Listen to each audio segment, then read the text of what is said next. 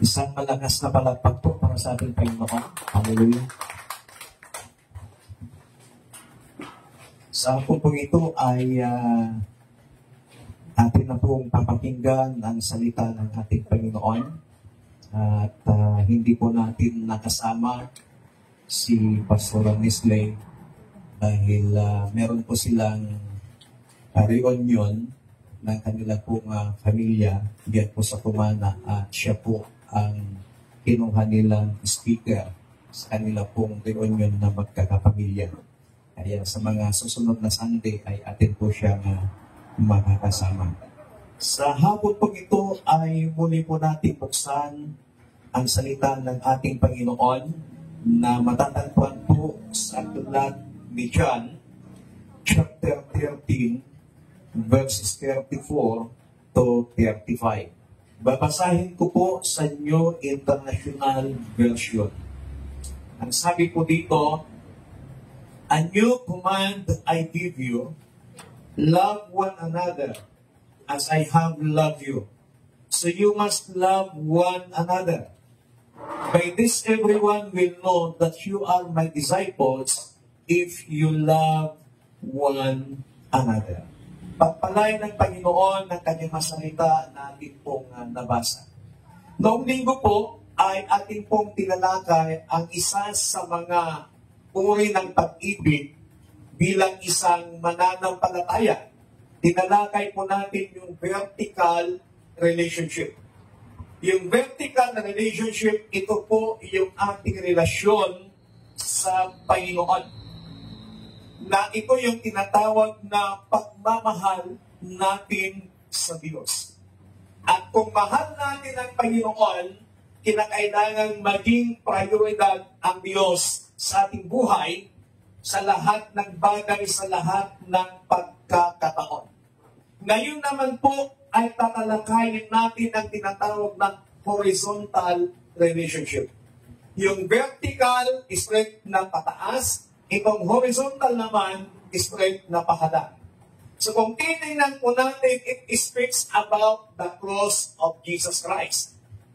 At ito pong horizontal relationship, ito po yung tinatawag na relationship with people. Relationship with other believers. Relationship with our neighbors. Ito yung tinatawag na loving people. Kapag minahal na po natin ang Panginoon, sa ayaw at sa gusto po natin, dapat mahal na rin natin kung sino yung mga mahal ng Diyos. Amen. Amen. Napakaliwanag po dito na may utos ang ating Panginoong Hesus. Ang kanya pong utos ay magmahalan. Sa bawat isang, sabi niya, katulad ng pagmamahal ko sa inyo, dapat magmahalan din kayo.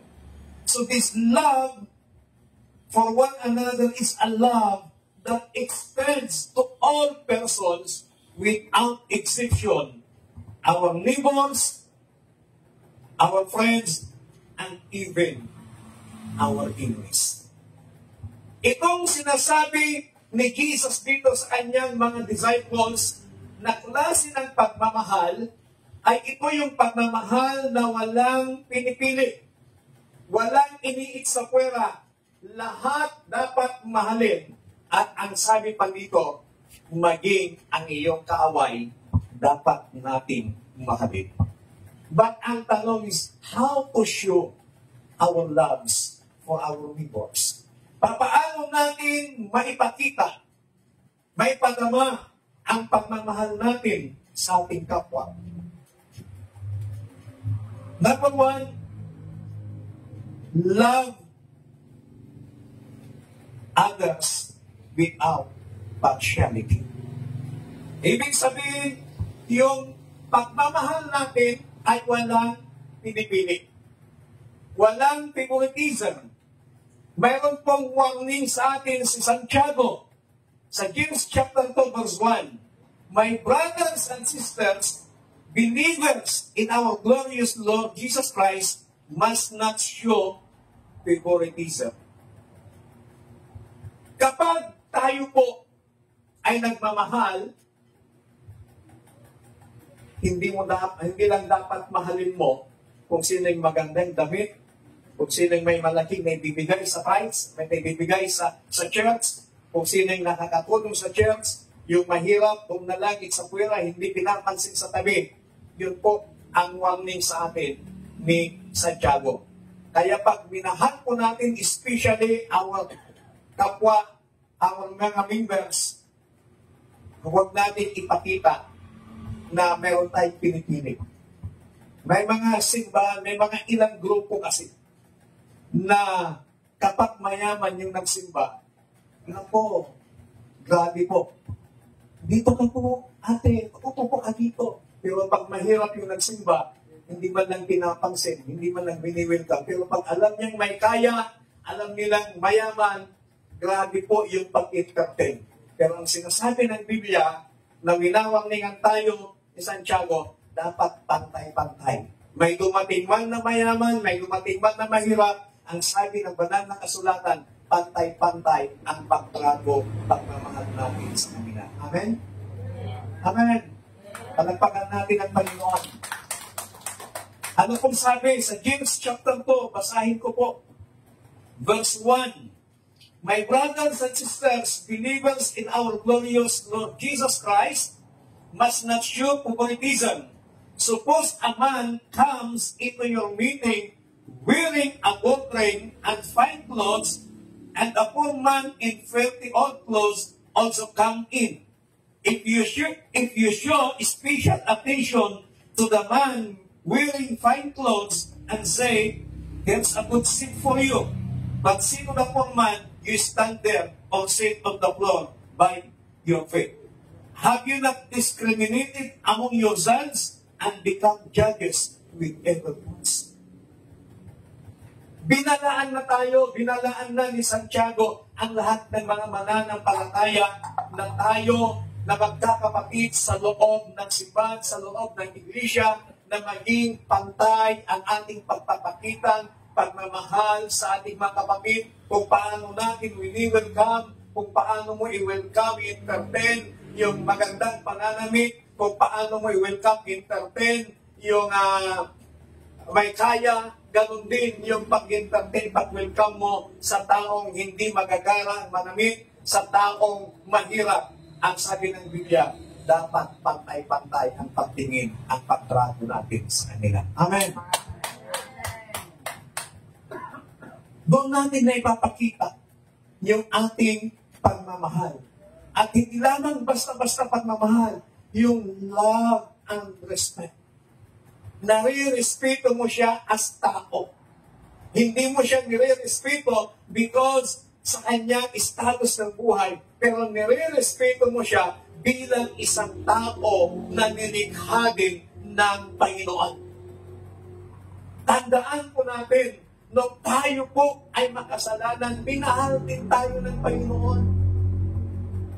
Kaya yung pagmamahal sa atin ng Diyos, pantay-pantay. Kaya wala pong palakasan sa Panginoon. Kaya yung sinasabi ng iba, mas malakas ka ata sa Panginoon, wala pong palakasan sa Diyos.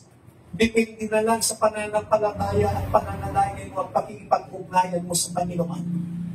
Kaya tayo po, dito, nalulungkot po ako, meron po kaming binaluhan na isang gawain. Parang hindi po kami welcome. Na parating po kami, tinitingnan lang kami na sino kaya itong mga bagong mukha na to? Kahit may sasalubong man lang sana, welcome po, tatasan po kayo. Hindi namin naranasan yon. Pero dapat sa atin, huwag natin gawin yon. Amen?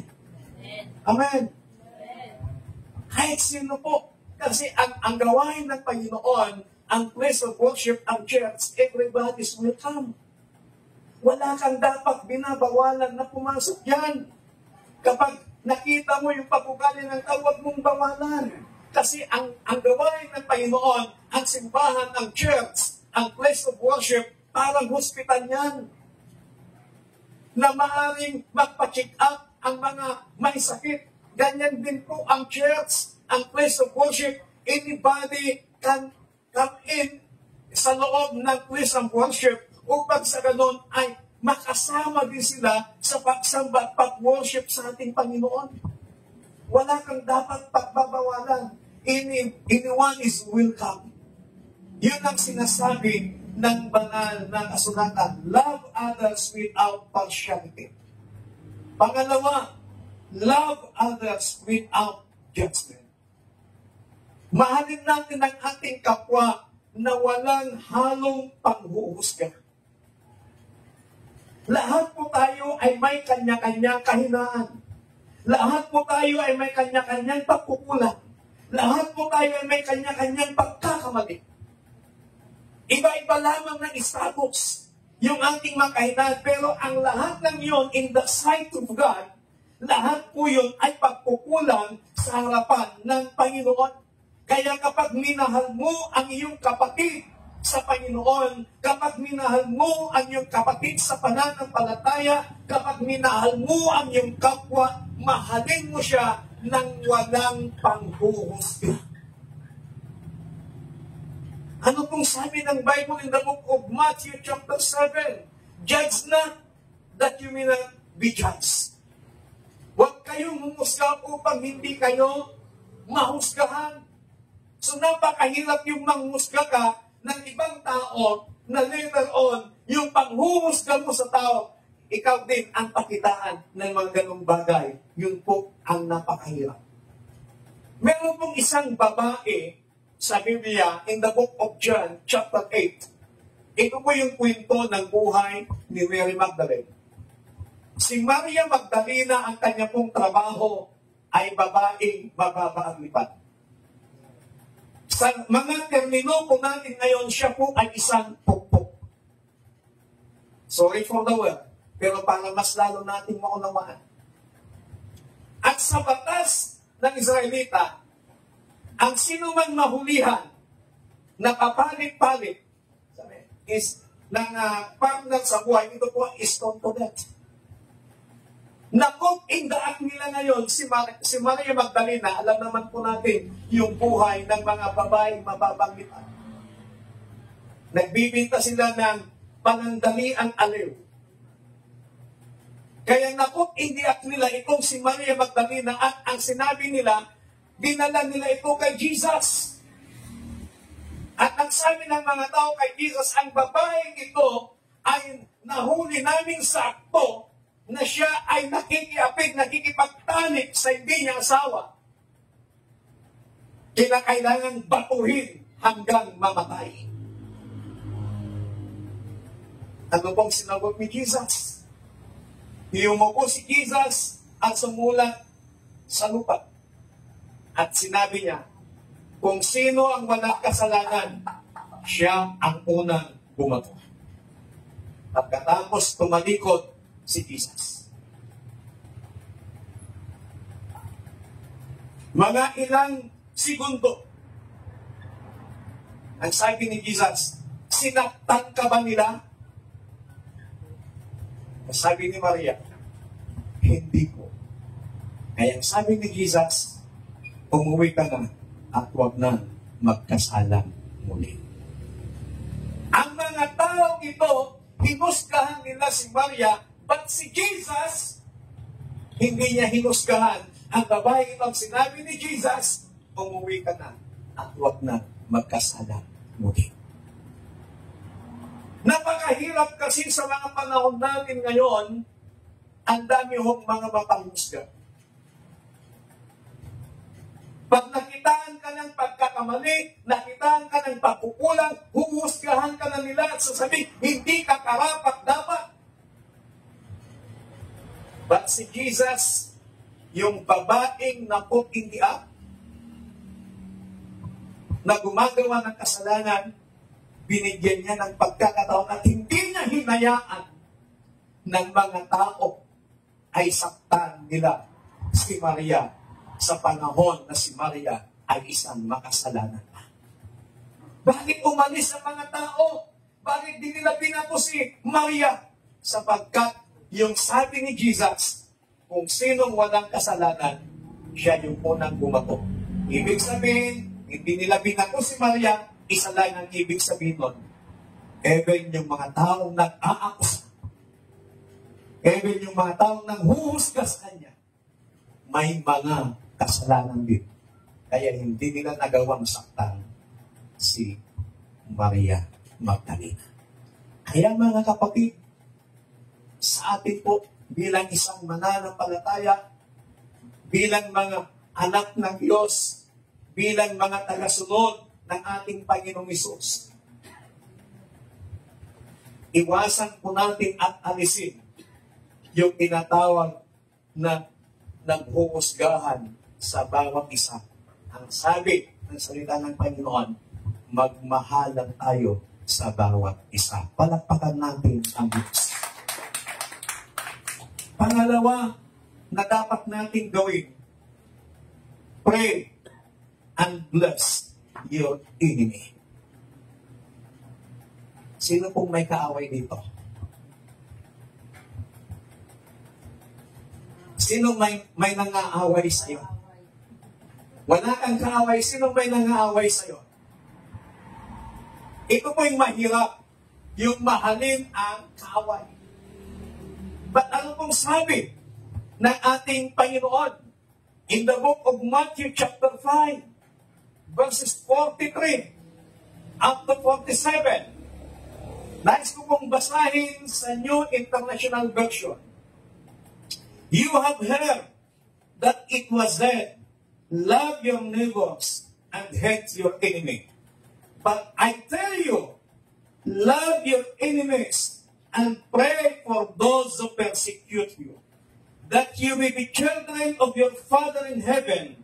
He causes His sun to rise on the evil and the good, and sends rain on the righteous and the unrighteous. If you love those who love you, what reward will you get? Are not even the tax collectors doing that? And if you greet only your own people, what are you doing more than others? Do not even pagans do that. Be perfect. Therefore, as your heavenly Father is perfect. Ano daw ang gawin natin sa mga nagpipersecute, sa mga nambubuli sa'yo, sa mga tumutuliksa sa'yo, sa mga nang-away sa'yo? Ano daw yung ating dapat gawin? Ang sabi ni Jesus, love your enemy. Mahalin natin sila. Amen. Paano natin sila mamahalin? Dugot. Gumawa ka ng mabuti. Gumawa ka ng tama sa kanila. Na kahit inaaway ka, alam mong mabuti, nasabak mo, pagtagalyan. Yung hindi nakapagtagalyan, awan ti problema, ika. Yan dati problema, dahil yan tao na pinagtagalyan, na nakapinagtagalyan. Kapag nakasalubong mo siya, at siya'y umiwas ng daan, wala kang pananagutan doon. Ginawa mo ang tama at mabuti. Dugot those who hate you. Gawan natin ng mabuti yung mga taong nagagalit, yung mga taong nanggagalaii sa'yo, yung mga taong nambubuli sa'yo, yung mga taong nagpe-persecute sa'yo, gawan mo lang ng mabuti. Pero kapag ang pinag-uusapan is about legalities, then daanin mo sa legalities. Ibang usapan po kapag ang pinag-usapan ay about legalidad. Meron pong batas na naayon sa mga taong sobra na ang kanilang banat sa iyo, na pati pagkatao mo ay kanila mong sisirain in social media kung ano-ano pa man, legal na ho ang labanan sa bagay na yan. Pero kapag nagagamit sila sa iyo na hindi mo alam kung anong ginagagalit nila sa iyo, Then the Bible says, love your enemy. At papaano natin sila mahalin? Gumawa ng mabuti. Do good those who hate you. Ano pa dapat natin gawin? Pray those who persecute you. Ipanalangin ang ating makaaway at ipanalangin yung mga nagpipersecute, tumutulikso sa iyo, nangbubuli sa iyo. Anong dapat natin ipanalangin? Huwag mong ipanalangin na mamatay sila. Huwag mong ipanalangin na magkaroon sila ng sakit. Pray for them na ma-enlighten yung kanilang kaisipan. Pray for them na kung paano mo nakilala ang Diyos, makilala din nila ang Panginoon. Ipanalangin mo na lawakan ng Diyos ang kanilang pag-unawa. Ipanalangin mo na sila'y pagpalain din ng Panginoon. Amen? Amen? Nakakaranas tayo ng mga persecutions. Nakakaranas tayo ng mga pag-uusik. Nakakaranas tayo ng mga pangbubuli. But we need to pray for them. Ipanalangin natin sila. Ito yung tinatawag na horizontal relationship. Yung relasyon natin sa ating kapwa.